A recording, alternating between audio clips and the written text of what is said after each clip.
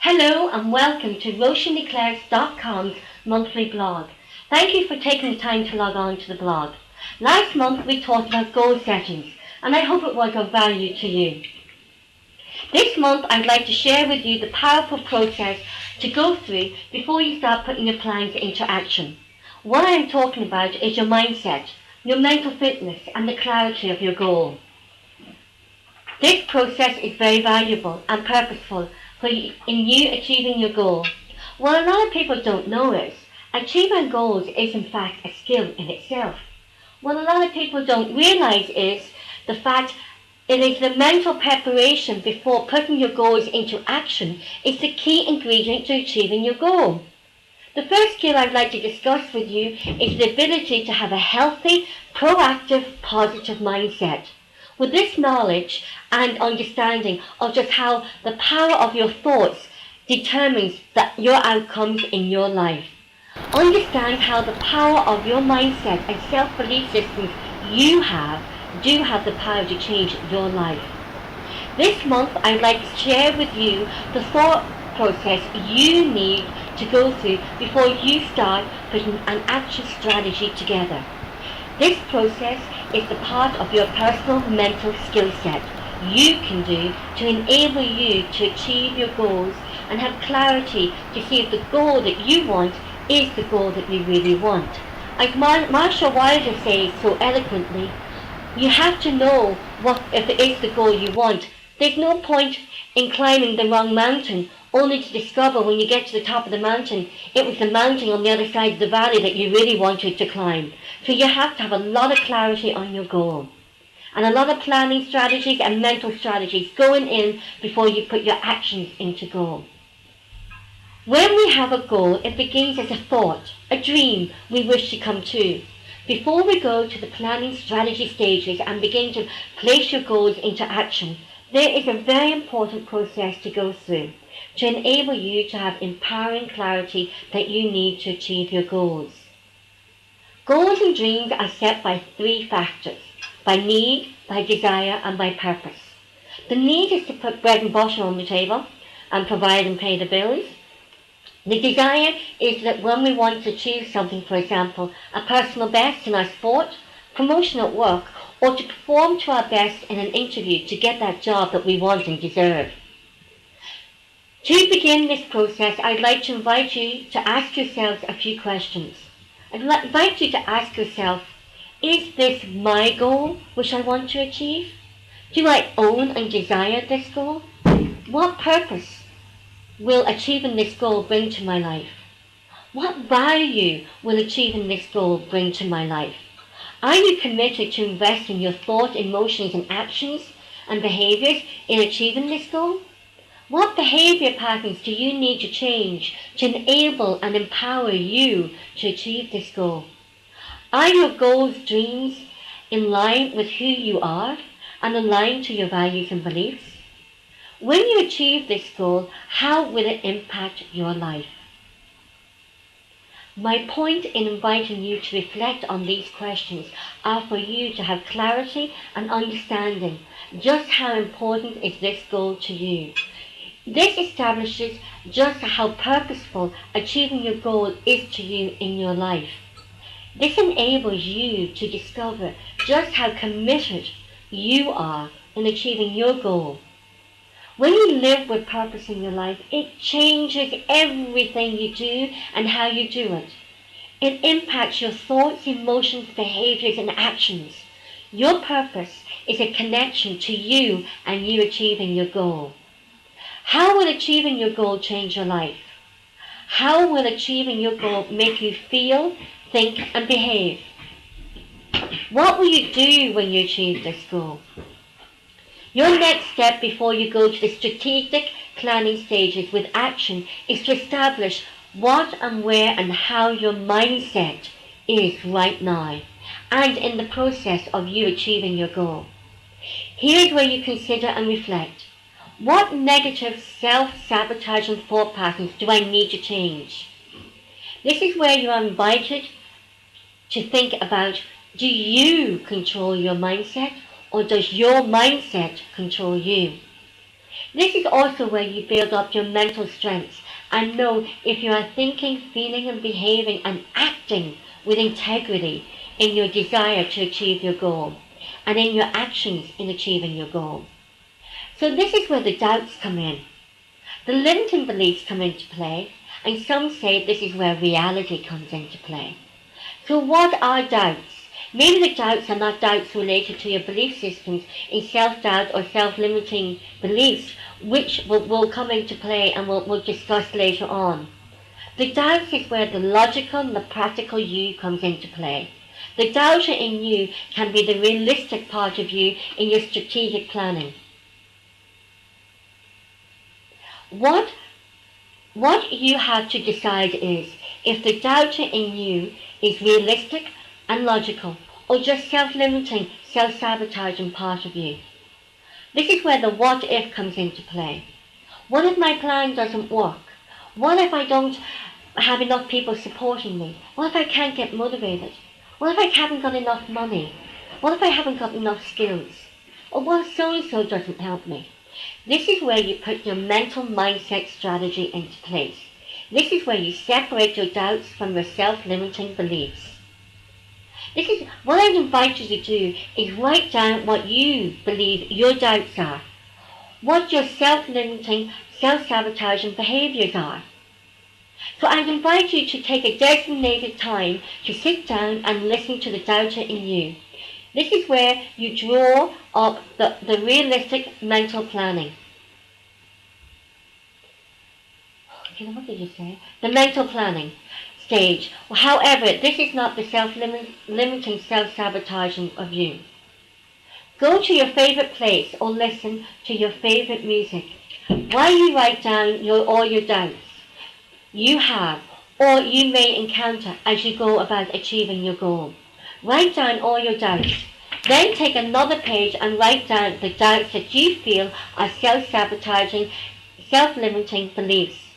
Now separate the self-sabotaging and limiting beliefs from the doubts. Now go write on another page the doubts which you feel could hinder you achieving your goals. What are the doubts? Write them down again. What do you need to do or set a strategy in place if your doubts come into reality? This is you preparing to overcome issues that may arise when you are achieving your goal. The what if so-and-so happens? The what will I do if this happens? What do I have to do to either prevent this from happening? What do I have to do if this occurs? What do I need to upskill on? What will it take me to do to upskill on?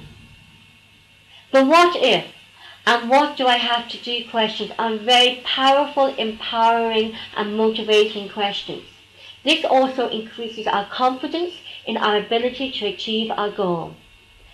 While still in this process, I would like to invite you to write down your personal strengths, then your weaknesses that you believe you have. Then I would invite you to write down what is unique about you. What is so unique about you? And you've got to be honest with yourself. What can you do? What do you feel your strengths are? What can you do better than anybody else? Now going back to your doubts, I'd like to invite you to write down the risks you think and feel could arise in you achieving your goals. What could you lose in achieving your desired goals? Now I invite you to go back and think about your goal. Do you truly believe in your goal? Do you believe in the goal because it matters to you? Is your goal purposeful to you? How committed to your goal are you? Is your goal aligned to who you really are and to your values and beliefs? Will you achieve this goal with integrity? How committed are you in investing in your investment to achieving your goal? How will you know when you have achieved a goal? The doubts, if listened to properly, can act as a hurdle buster. And when we listen to the doubts, write them down. You see, doubts are not necessarily limiting beliefs like self-sabotage. They are little reminders that life and reality will pop into you achieving your goals at some stage of your planning. And when you put your planning into action. How do you manage self-limiting beliefs? Well, that's for another day. I will, however, say a few things on this. When thinking about your self-limiting, sabotaging beliefs, I'd like you to ask yourself, where and when did you acquire these limiting beliefs? Is it your limiting belief or one that has been passed on to you that you've inherited from someone else? Has these limiting belief systems has this limiting belief a control over you? When we have done these exercises, we begin to see the reality of our goal. Is this goal really for you? Is this goal what you want in life? Do you own this goal? Will achieving this goal bring the best out in you? The next step is, what is your time frame? How much time and energy are you prepared to invest in achieving this goal? When are the deadlines in achieving this goal? Once you have established these issues we have just been discussing, you can now go into the strategy planning stage. Next step is get the dream out of your head. Go and tell someone. Establish your motivational team. Ask a few positive, proactive people you know if they can help you. Now remember, not everyone is going to like your goal, or in fact, that you will have to invest your time in achieving your goal. Don't choose these people. Look for feedback every so often, because feedback is so valuable. When you ask for feedback, see this as positive learning. This creates more insight in you achieving your goal. Value feedback. You may not agree with some of the feedback you receive, because their feedback may not be correct, as it is their perception. However, value and appreciate the feedback that you do get. So what happens when you meet a stumbling block? Are you going to give up?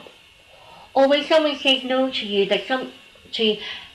where you need them to say yes to help you in your roadmap in achieving your goal?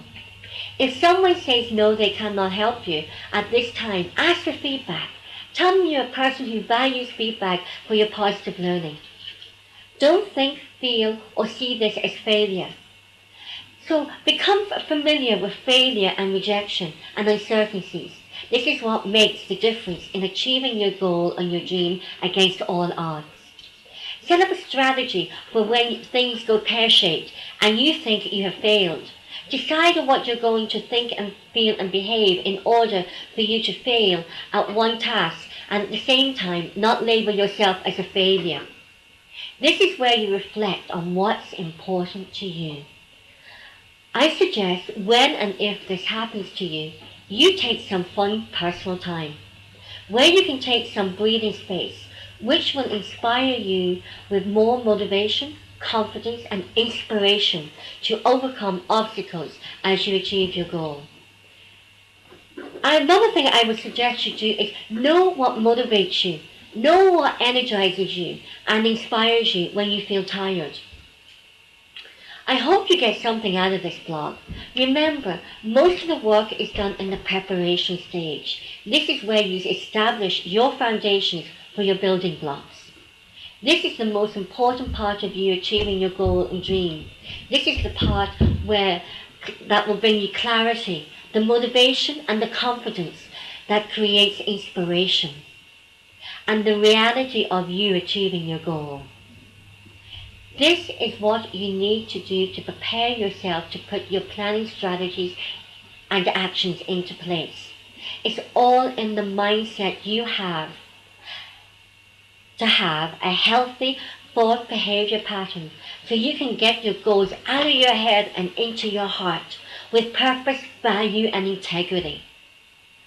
Where you will achieve your goals with purpose and passion. It's important to remember it's your choice to decide if you really want to achieve your goal, how committed you are in achieving your goal, how mentally healthy your mindset is, how proactive you're going to be in achieving your goal. If you're going to own and take personal responsibility in achieving your goal. You choose to succeed your goals through your thoughts, feelings, behaviors, and actions.